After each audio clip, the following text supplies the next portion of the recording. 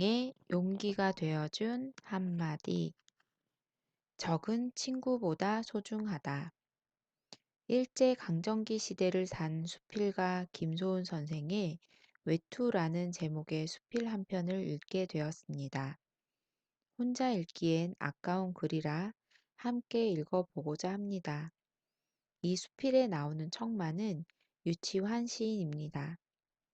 벌써 10여 년, 채 15년까지 못 되었을까?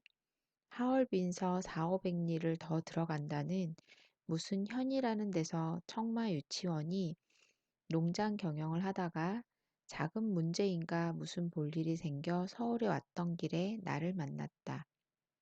2, 3일 후에 결과가 시원치 못한 채 청마는 도로 북만으로 돌아가게 되었다.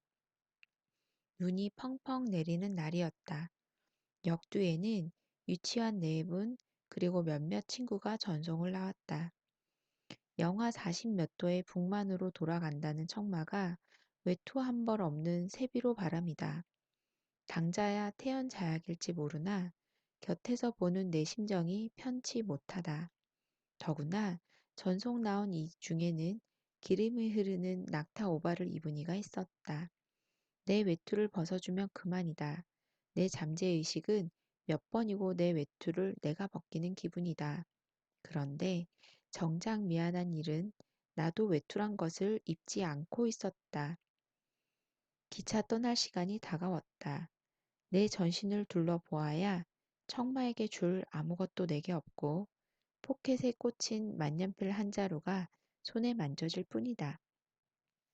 내 스승에게서 물려받은 불란서제 콩쿠링. 당시 6원 하는 이 만년필은 일본에서도 10자루가 없다고 했다. 만년필 가졌나?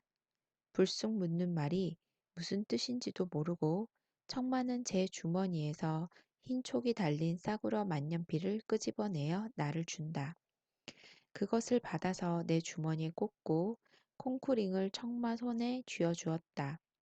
만년필은 외투도 방한구도 아니련만 그때 내 심정으로는 내가 입은 외투 한 벌을 청마에게 입혀 보낸다는 기분이었다.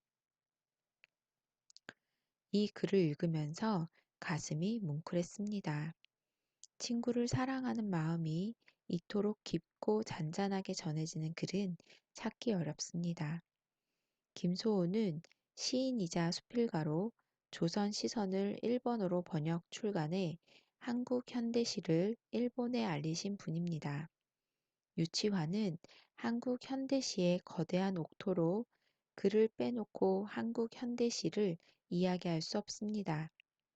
이것은 소리 없는 아우성, 저 푸른 해원을 향하여 흔드는 영원한 노스탈자의 손수건으로 시작되는 깃발이나 사랑하는 것은 사랑을 받는 이보다 행복하니라 로 시작되는 행복 등의 시를 모르는 이는 드물 것입니다.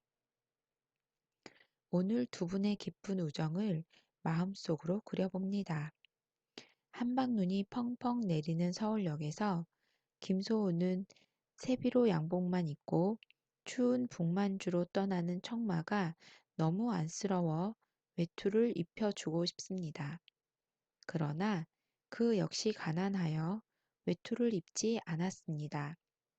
그래서 사용하고 있던 최고급 만년필을 그것도 스승에게 선물로 받은 소중한 만년필을 아무 말 없이 선뜻 청마에게 건네줍니다. 청마 또한 김소은이 건네주는 만년필을 무심코 받아들이고 아무 말이 없습니다. 그리고 기차 출발 시간이 되자 그들은 한방 눈을 맞으며 몇 번 손을 흔들고 헤어집니다. 북만주의 혹한을 견디기 위해서는 아무리 비싼 것이라 하더라도 만년필보다 외투가 필요합니다. 그러나 김소은이 건넨 그 만년필은 분명 청마에게 따뜻한 외투가 되었을 것입니다. 김소은의 마음이 그대로 전해져 북만주의 혹한을 견뎌낼 수 있을 정도로 외투보다 더 따뜻했을 것입니다. 친구를 일컬어 내 뼈를 묻어줄 사람, 내 관머리를 잡아줄 사람으로 표현합니다. 이는 친구의 진정한 의미를 나타내는 말로 친구는 죽을 때까지 내 인생의 동반자라는 뜻입니다. 저는 지금 청마와 김소은과 같은 그런 우정을 지닌 친구가 내게 있는가 되돌아보지 않을 수 없습니다. 지금은 친구보다 적이 더 많은 듯 합니다. 예전에 친구가 적이 되고 적이 또한 친구가 되는 것을 경험하게 됩니다. 그것은 전적으로 제 책임입니다만 이해관계에 따라 제가 원하지 않더라도 적은 생기게 마련입니다. 저와 차 한 잔 나누지 않은 한 번도 만나본 적 없는 이라도 심지어는 인터넷 상에서도 저의 적의 역할을 충분히 해내는 이들을 볼 수 있습니다. 이들에 대해 대부분 무심히 지나가지만 분노의 마음이 들끓을 때도 있습니다. 그럴 때 저는 부처님께서 적과 친구의 관계에 대해 하신 말씀을 생각합니다. 부처님께서는 적이라고 여기는 이는 친구보다 소중하다. 친구가 가르칠 수 없는 이를테면 인내 같은 것을 가르치기 때문이다. 라고 말씀하셨습니다. 달라이 라마가 그의 자서전에 부처님의 이 말씀을 소중히 적어 놓은 것을 보면 그도 적을 어떻게 대해야 할지 인간적 고민이 무척 깊었던 듯 합니다. 부처님의 이 말씀은 적의 긍정적 가치에 대한 말씀입니다. 적을 통해 내가 더 분발하거나 노력한다면 적도 인생에서 긍정적 가르침을 줄 수 있다는 의미입니다. 아무리 적이라 할지라도 내 인생의 보탬이 될 수 있다는 긍정적인 생각이 중요하다는 것입니다. 친구를 갖는 것은 또 하나의 인생을 갖는 것입니다. 적을 갖는 것 또한 인내와 포용이라고 하는 또 하나의 인생을 갖는 것입니다. 그러나 저는 아직 적을 친구보다 더 소중하게 여기기는 어렵습니다. 그렇지만 부처님의 가르침을 마음에 깊게 새기기 위해 우정에 관한 이야기 한 편을 함께 더 나누고 싶습니다. 축의금은 자기의 위세인지 깊은 마음의 우정인지 몇 년 전 우리 아들 결혼식 때 친구가 축의금을 100만 원이나 하였기에 그때는 친구에게 참 고마운 마음을 가졌다. 그런데 며칠 전 친구로부터 아들 결혼 청첩장을 받고 보니 축하의 마음보다 걱정이 앞섰다. 늘 하루하루 살기에도 빠듯한 삶이기에 어떻게 축의금을 마련할까 하는 걱정이 앞섰다. 마누라와 상의해 보니 축의금은 빌려서라도 내가 받은 만큼 해야 하며 축의금은 축하의 돈이기 이전에 받은 만큼 반드시 갚아야 하는 돈이라고 한다. 그래서 할 수 없이 급하게 돈을 빌려서 기쁜 마음으로 식장에 갔는데 친구는 연신 와줘서 고맙다고 하면서 바쁜 틈에도 나의 안부까지 물어주기에 나는 돈을 빌려서라도 참 잘 갔다고 생각했다.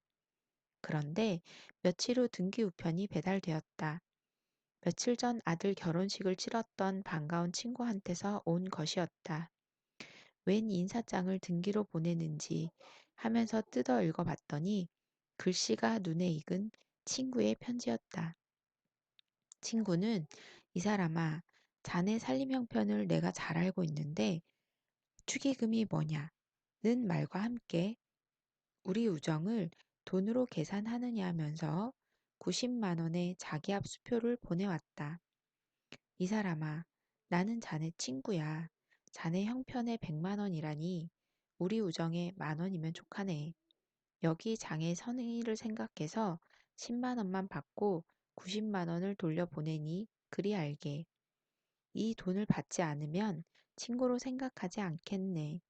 그리고 친구는 힘든 삶의 결혼식에 참석해줘서 너무 고맙다는 말과 함께 틈이 나면 옛날 그 포장마차에서 어묵에 대포 한 잔 하자는 말을 덧붙였다.